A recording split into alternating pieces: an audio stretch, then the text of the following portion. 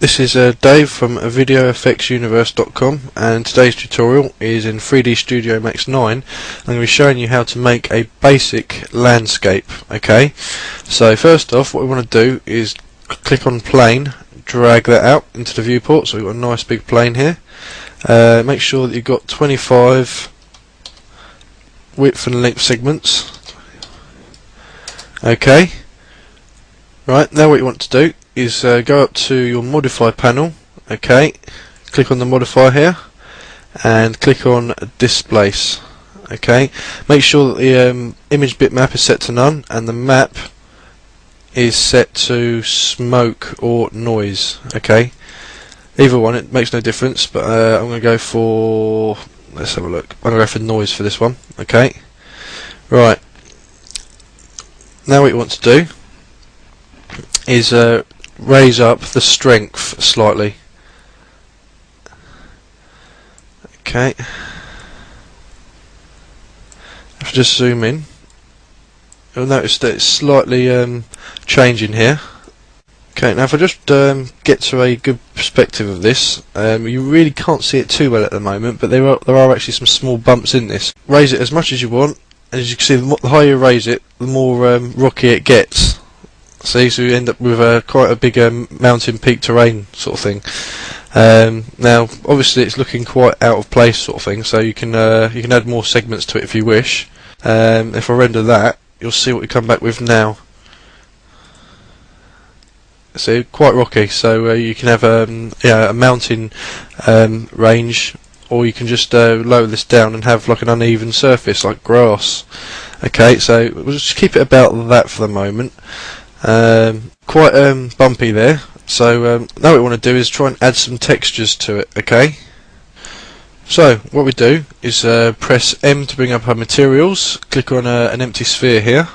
Okay, click on this button here, which is the diffuse button, bitmap, and somewhere in your Max folder you should have your material libraries. Okay, so if you go through there and you find the right one, which I believe is ground, yep it is, change the view to thumbnail so we can get a good view of what we got, and I'm going to choose grass. Okay, open, and I'm going to apply it to the plane, view it in the viewport. Let's just render this out to see how clear it looks. And there we go, we have some grass there, and it looks quite good. However, a way to make it look a little bit better is to change the tiling a little bit. If you add more to it, I'd say about 2.5 and by 2.5. Now we render this out and then see what we come back with then. Okay, as you can see, it looks a little bit better, right? And yeah, like I say, there's more than one way to do this. If I just rotate this round a bit more, I can add a noise modifier as well. So if I click on noise, so if I change the strength to 2.0 and then change this to minus 2.0 and then change this to minus 1.5, you can see that it gives it even more of a uneven shape. So if I just pan this around a bit more, you can see here that it looks quite bumpy. So you can use it with the noise modifier, the displace modifier, or you can use them both together. It's entirely up to you. Like I say, it's very, very easy to do. And if I just render this out again, just to get a good view of it, where are we? That's not the right one. There we go. There you go, you got yourself quite a nice terrain there, you see. You know, but obviously a terrain doesn't look very, very well without a sky, so we can add a sky to this now. So if I just reset the position, now what I'm going to do is create a sphere. So I better zoom right out here as well because I need a lot of room for this.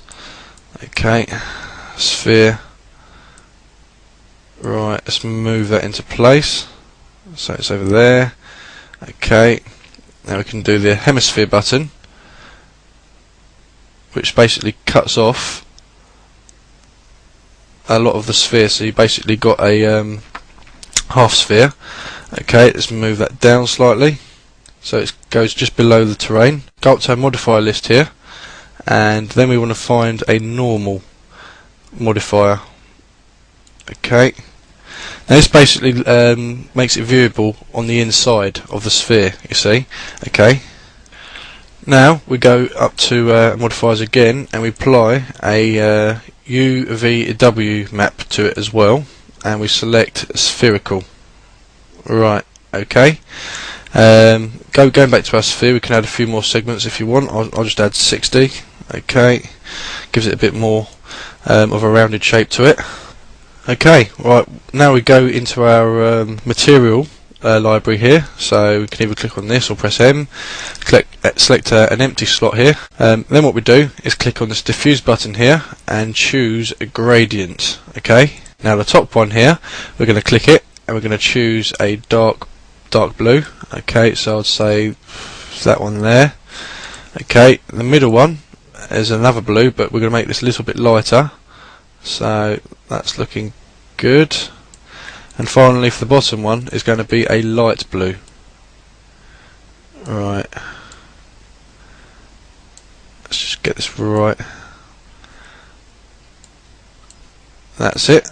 Now that's the free colour gradient made, and then we apply it to the sphere. Okay, so if I just apply that, we now have a sky. So if I just pull this down a bit more, okay, if you want to, this is completely optional, you can pan right out, and you can change the scale of the sphere to make it longer like this, and then you can pull it down a lot easier. And if we just render this out, this is what we come back with. There you go. You've got yourself a nice landscape complete with sky. Now, if you think that your landscape is a bit sort of bumpy with sharp edges, because the peaks of the mounds can be quite sharp and they don't look very good, what you can do to change this is select your landscape here. What you can do is go to your modifier list and select turbo smooth. Now what this does is basically smooths the edges of the landscape, so it doesn't have quite a sharp point to it. And you can change this if you click on 1, 2, 3. The more of these, the more smoother it is. However, the more of these you put in, the more time it takes to render out. It really does slow the render time down. Okay, so you've got to watch out for that.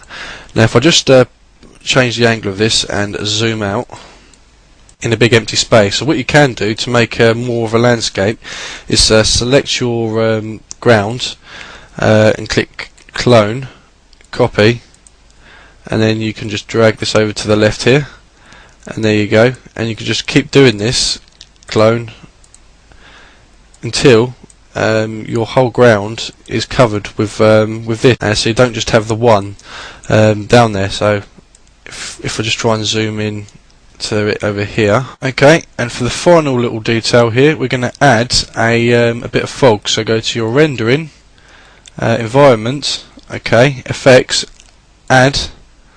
What you want to find here is volume fog here. Okay, right, let's go through the effects here. Let's move down. Make sure that exponential is selected here. Okay, make sure that the background is selected here.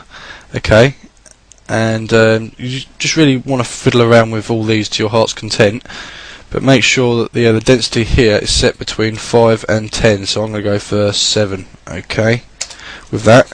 Now obviously this is just a quick example, but you may need to change that to suit your own. But yeah, like I say, add some fog to it. Just change around with the settings until it looks good enough for you. And yeah, that's basically the tutorial. So yeah, my name's Dave from video-fx-universe.com.